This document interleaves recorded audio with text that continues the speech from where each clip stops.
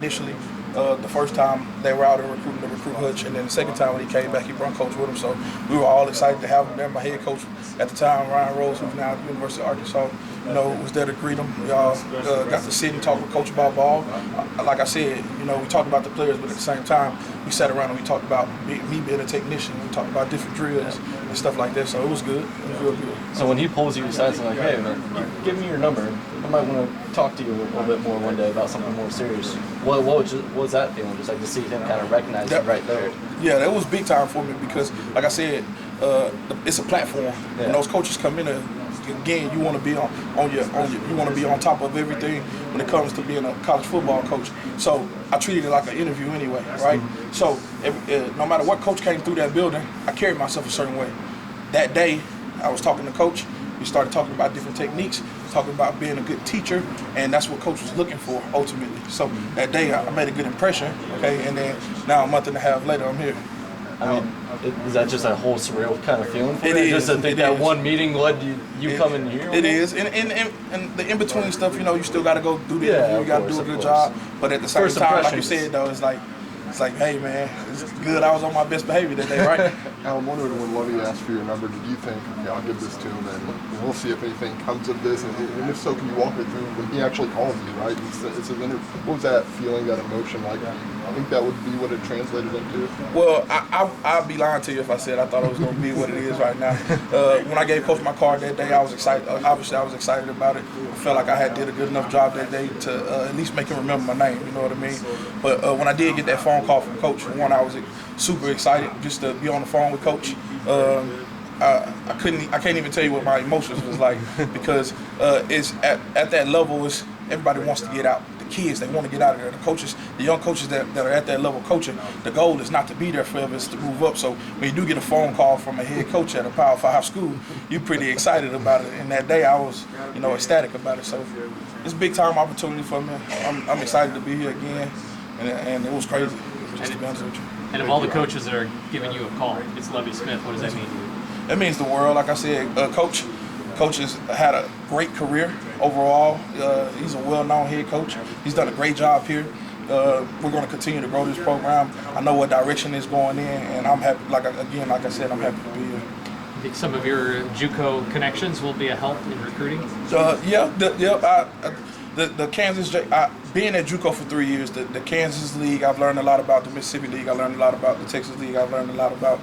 Don't know much about Cali, but I'll do some research on the Cali JUCOs also. But I think being in that place, so many different schools coming through, being able to connect and play against so many good different JUCO programs, I have an insight, so to say, on what's going on in the Jayhawk, what's going on in the Iowa League. So it'll be helpful for us. What's your mindset just going onto the recruiting trail? Just what are you trying to just sell to players when you're just trying to talk to them and bring them to, I mean, now you're at Illinois, but when you're at junior college, is it just kind of different the way your message changes? I think a big part of recruiting is you being yourself. All right, and for me, I coach really hard. I've always been in places where we've always been trending up in the right direction, and that's what's taking place right here, right now. And so out on the road, I'll be speaking with kids and let them know, hey, listen, Illinois is on the rise. We're working. Coach has a plan. We have that plan in place, and we're moving in the right direction. The goal is to add better players to the program and do our best job recruiting, and that's what we're doing right now. You look across the landscape of it, how many of those guys can move on to power Division I football? I think it's a lot of good football coaches at the JUCO level. I think. I'm sorry, talking about players. Oh, just players? Yeah. Oh, I can't even explain to you how crazy it is. At Hutch alone, we had 22 plus kids sign Division I in December. And I can say that about Garden City. I can say it about Butler, Independence. So it's extremely lucrative. The thing about it is whether or not the kids are going to have the GPAs to get into school. Some schools are a little bit more rigorous than others. But I think that level is, you're going to get kids that have been playing football for 2 years. Are they there primarily because of academics, or they get overlooked? It's a plethora of things. Mm-hmm. Some kids are going to be qualifiers that only have to be there for a year. Some kids are going to be kids with IEPs, learning disabilities. They might need a little bit more help.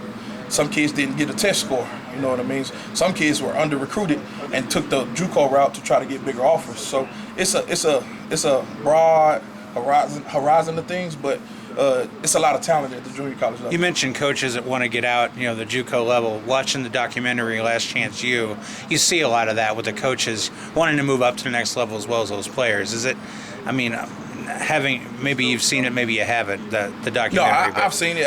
Is it realistic enough? If you're asking about is it realistic for coaches to move up, yes. That TV show is not a good depiction of what junior college football is about. If that TV show was at Hutch, it would have been a whole different TV show. That's just me being honest with you. Why is that? It's just, you know, the discipline was a little bit different. Their coaching style was different from our coaching style. Our facility is a little bit better than their facilities. It's just a different world. So if we're talking about that, it's two different worlds. As far as the opportunity to use junior college as a platform, it's a major platform because sometimes you're going to miss in recruiting where you need to replace, okay? So if I miss on a freshman and we need to replace with a more mature, older kid, the junior college route is a great route to go because now that kid comes in, he's a sophomore, he's in your program, he's been playing football for 2 years already. He's a little bit more mature. What's your feeling about the task you have here, which is to bring up a young defensive line in partnership with Jimmy Lindsey and predicate that sort of a step up that the defense needs to make for this year? Gotcha. I'm excited about it. I think the way I see myself being a technician, being a teacher, okay, that's what a group of young guys needs. And that's why I'm here right now, because Coach believes in the fact that I can coach and teach the position. When you got a group of young guys, you have to be technically sound. You're not going to beat people because you're older than them, stronger than them, bigger than them. You're going to beat them with technique. And that's what we're going to have to be really great at. That's what Coach wants to do, and that's what we're going to get done. Obviously, you have the connections on the JUCO level, but is there just another area you feel like you could just go to in the recruiting trails? I'm from College Park, Georgia, so the Atlanta area is one of those deals. I've been recruiting there for the past 6 years, back all the way until when I was a GA. I got to help in that area a little bit when coaches were out. So I feel really good there. The Memphis area I'm pretty familiar with, and I lived about 8 years in the state of Louisiana. I got a lot of connections there too. The goal is for us to try to get out and hit that southeast corner. And if it's Florida, Georgia, Tennessee, Louisiana, I don't care where it's at, I'm gonna go recruit my butt off. Couple of weeks on the job, how's it been? It's been amazing.